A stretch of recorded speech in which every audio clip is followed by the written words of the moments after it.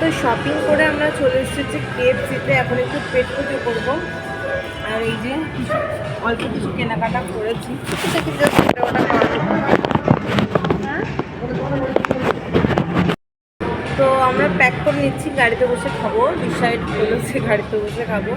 তো ওখানে ফুচকা খাবো, মলের সামনে ফুচকাটা এত সুন্দর বানায় না, যতবার এখানে আসি মানে ওই কাকুর কাছে, কাকুনার দাদা আমার ঠিক মনে করতে, যাই হোক কেউ একদিন হবে। তো এত ভালো ফুচকা বানাই, তো ফুচকা আমরা যখনই আসি তখনই খাই। তো এখন প্যাক করে নিয়ে আমরা ফুচকাকে গাড়িতে বসে খেয়ে নেবো।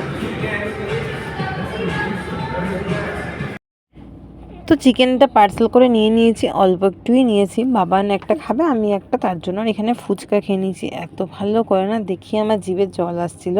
তো এই যে বাবান এখন পার্সেলটা খুলবে। খোলো, খোলার জন্য পাগল হয়ে যাচ্ছে। এরকম অনেক কিছুই দিয়েছে, কেন এরকম সস দিয়েছে, আরেকটা সস দিয়েছে, আরো দুটো সস দিয়েছে। এটা কি মেয়োনিজ দিয়েছে, আর কিছু দেয়নি। হ্যাঁ, কেসিটা তো খুলে রাখবে, এটা পুরো বেস্ট আছে।